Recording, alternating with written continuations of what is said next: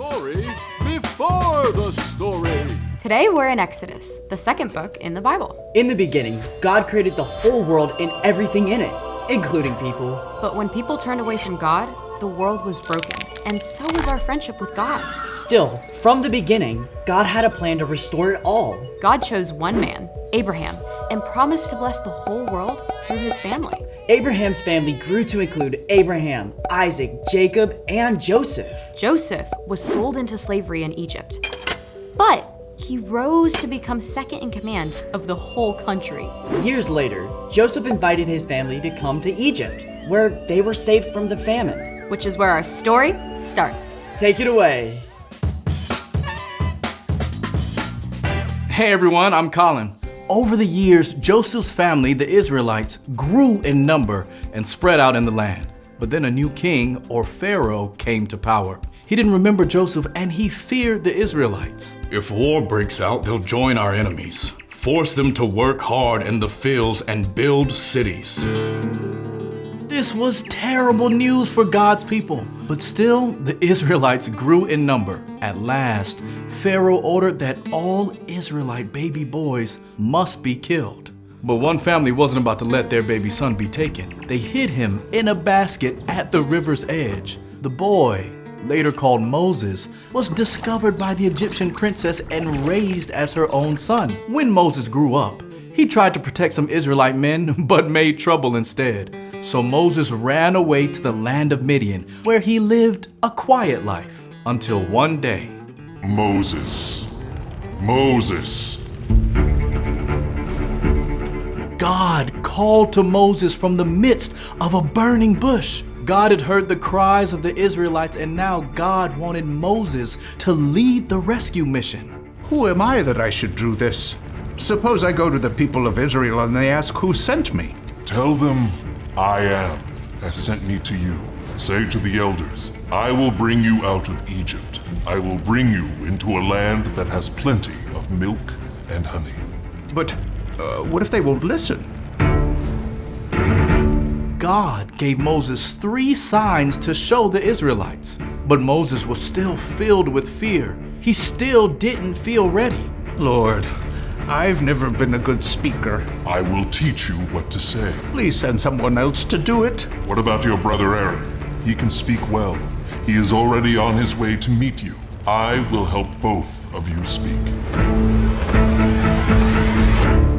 Moses still didn't feel ready, but he knew that God was with him.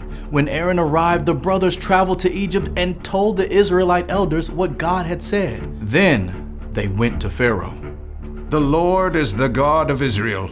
He says, let my people go. Now you've got to remember, Moses grew up in the Egyptian palace. He may have even been raised together with the current Pharaoh when they were boys. Who is the Lord? Why should I obey him? Not only did Pharaoh refuse to let God's people go, but he made them work even harder.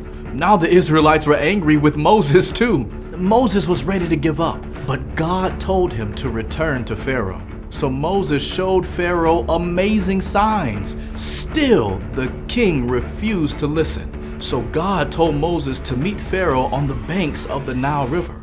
The Lord says, let my people go, but you have not listened. God gave Moses instructions for Aaron to take his staff and hold his hand over the water. Aaron did exactly as God had commanded, and all the streams and rivers and lakes in Egypt became blood. But Pharaoh refused to believe. Magic tricks. I won't let you go.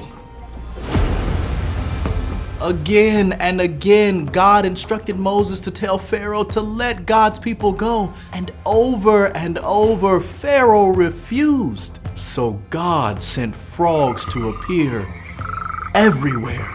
Then clouds of gnats and flies.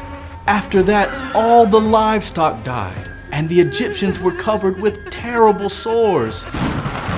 Huge hailstones rained down, and locusts destroyed anything that was left. At last, deep darkness covered the land for 3 days. Through all of this, Pharaoh still refused to let God's people go. So God warned Moses of one final terrible plague. At midnight, the firstborn son of every Egyptian family would die. But God gave Moses special instructions for the Israelites.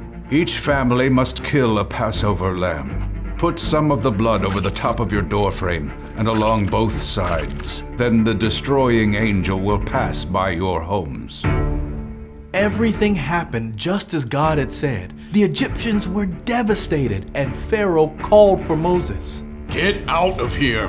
You and the Israelites, leave my people. Go! In the middle of the night, the Israelite families, more than 1 million people, packed up and left. God went ahead of the people, leading them through the desert in a pillar of cloud by day and a pillar of flame at night. But they weren't free yet. As they approached the Red Sea, Pharaoh and his army chased after them. It was a desperate situation. The Red Sea stretched out ahead, blocking their way. From behind, the Egyptians thundered toward them. God's people were trapped. Don't be afraid. Stand firm. You will see how the Lord will save you. God told Moses to hold out his walking stick over the Red Sea. Immediately, a strong wind arose. It pushed back the waters until a pathway appeared. The Israelites walked right through the heart of the sea on dry ground. But as morning dawned, the Egyptians pursued God's people. As the Israelites reached the far side, though, the waters closed up again. The sea swept away the Egyptian army. The Lord has saved us. Even though Moses had been afraid to return to Egypt, he had chosen to trust, and God gave him the courage to lead the people to freedom. The end.